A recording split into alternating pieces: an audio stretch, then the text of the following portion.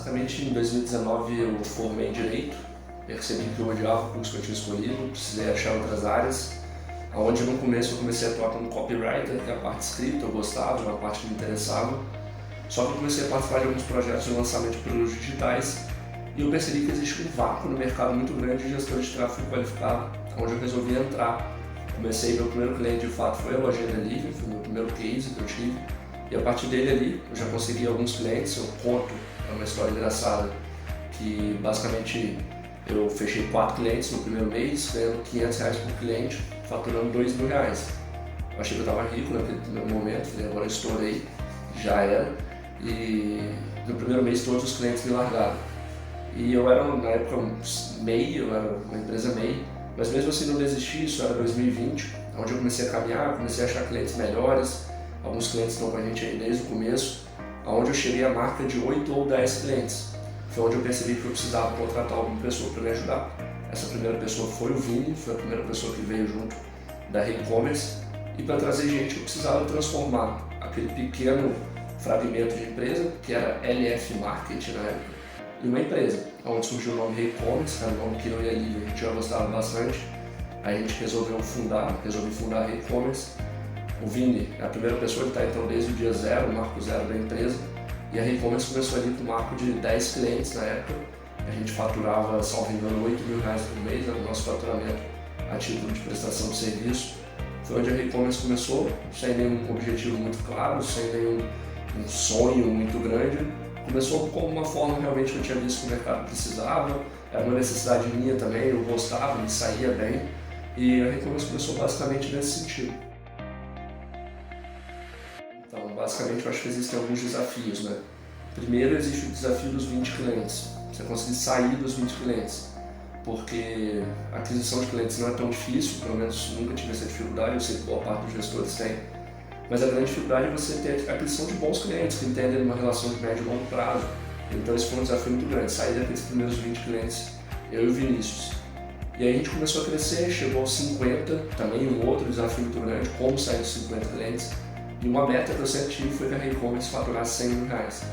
Esse talvez tenha sido o desafio mais complicado, porque é muito complicado você bater R$100.000 de faturamento de uma empresa de tráfego pago, uma empresa de prestação de serviço. Só que depois que cada desafio desse que você quebra, vão surgindo novos. Então hoje o nosso desafio é ter 250 clientes. Hoje, no momento que eu gravo isso, a gente está com 117, salvo engano, 117 clientes. Outro desafio muito grande, achar pessoas boas. O nosso mercado é muito novo, então não existe uma pessoa formada em tráfego pago. Não existem pessoas formadas, não existem currículos dessa área de formação.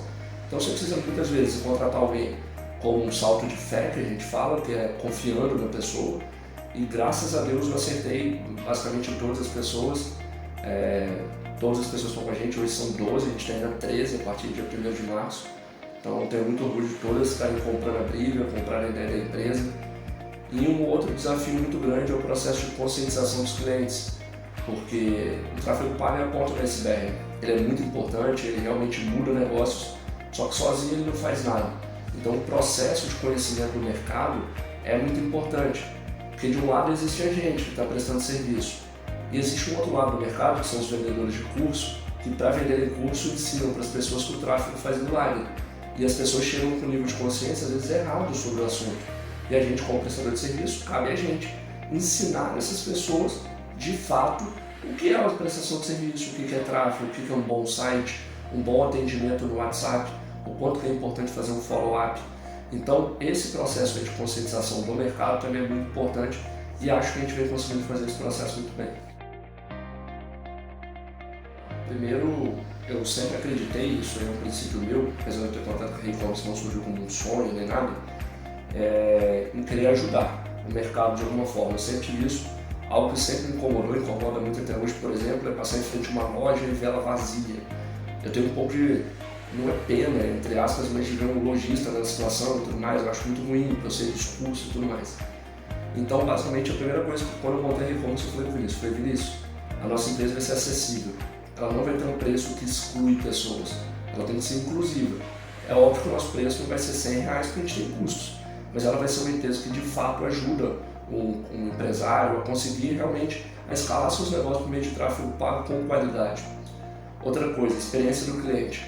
Não adianta a pessoa prestar serviço de tráfego, não responder, não mandar, vai acabar a pessoa saindo. Então foi algo que eu percebi também que o mercado era muito frágil. Hoje a gente conta, quem está conversando comigo aqui é o Natan, que é o nosso responsável pela parte de CX da empresa, então ele foi o primeiro, hoje ele é o head da área. E eu sempre falei isso muito com ele, a experiência do cliente, o quanto que era importante, além de dar resultado, dar um bom relacionamento a esse cliente. Então eu sempre acreditei nisso também. E acredito muito na filosofia de entregar mais do que você recebe. Então às vezes um cliente que te paga um ticket baixo, você está entregando tanta coisa para ele, tanta coisa, que ele vai querer ficar mais tempo com você, ele gosta da sua boa prestação. Então é isso que eu acredito. Fora isso, como eu tenho um curso de formação com a minha noiva, com a minha esposa hoje, tem mais de 17 mil alunos, salvo engano, de e-commerce. Eu tenho um conhecimento muito vasto. Eu respiro e-commerce na minha casa. Então alguns gestores só são gestores. Eu, querendo ou não, tenho uma pessoa dentro da minha casa que é dona de um e-commerce. Isso para mim me ajuda muito. Entender desafios, entender o que pode ser feito, entender estratégias e conseguir passar isso para todos os clientes. Quando a gente faz tráfego, a gente tira um lead do ponto A e leva ele a um ponto B. Tira ele do anúncio e leva ele para o site, por exemplo, no e-commerce. É importante que seja um e-commerce otimizado, com boas descrições, com boas fotos, banners atualizados. Todas essas informações são tão importantes. A grade do produto não pode estar furada. Então, por exemplo, se eu faço um anúncio às vezes de uma camisa voltada ao público M, exemplo, e a pessoa entra lá e não tem camisa M, é frustrante para ela, porque eu tirei a pessoa do ponto A, fiz um bom trabalho de levar ao ponto B, mas quando ela chega ao ponto B, o ponto B não vende. Então é por isso que é tão importante hoje as coisas que a gente entrega fora o tráfego. Hoje a gente entrega aulas semanais para os nossos clientes de temas importantes, a gente entrega micro consultoria de conteúdo, que hoje o conteúdo é a vitrine dos nossos clientes, a gente faz um kick-off de entrada com os clientes, avaliando o site, avaliando tudo dele, a gente entrega, fora isso, um suporte de 9 a 6 todos os dias. Então isso é muito importante para que o lojista, o dono de um negócio, um prestador de serviço, consiga melhorar ainda mais sua prestação de serviço ou as suas vendas. E isso eu tenho muito orgulho que a e-commerce faz hoje, acho que é pioneira, dentro do valor que cobra. Eu não conheço ninguém que faça o que a gente faz hoje no mercado. O primeiro ponto que eu acho interessante quando a gente fala da carreira de gestão de tráfego é que ela é uma carreira nova, como eu disse algumas vezes aqui. E por ser nova, ela te gera uma certa insegurança de fato. Só que eu acho muito engraçado às vezes quando a gente fala com outras pessoas que o mercado está saturado, não sei o quê. E eu queria que as pessoas tivessem esse mesmo pensamento que elas vão escolher uma profissão como engenharia, direito, são mercados muito mais saturados do que as pessoas não têm medo. Outro ponto que eu considero interessante quando a gente fala de tráfego é que nenhuma empresa se constrói do dia para a noite. Basicamente a gente precisa ter paciência, a gente precisa entender o mercado, a gente tem que saber que às vezes o negócio vai demorar 6 meses, 1 ano para alavancar.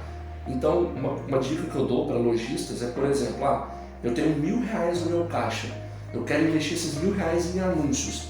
Você me indica, Léo? Não te indico, porque é teste de validação. Às vezes você tem que queimar esses R$1.000 para aprender. Então é importante ter esse processo de maturação também para entrar no tráfego pago. Então não acredite em vendedor de sonhos, que o tráfego vai te entregar tudo, vai te entregar vendas, né? Não é isso que faz. E também não queime barcos, não pegue todas as suas economias e coloque no tráfego como o último salvador de esperança. Eu costumo brincar, existe um livro muito famoso da Ayn Rand, que é a Revolta de Atlas. E Atlas basicamente carregava o mundo nas costas. O gestor de tráfego não é Atlas, ele não carrega um negócio nas costas. Ele faz uma das funções, importantíssimo, e o que a gente tenta fazer hoje, além de entregar o tráfego, é colaborar com todas as áreas que são importantes para conseguir realmente as vendas.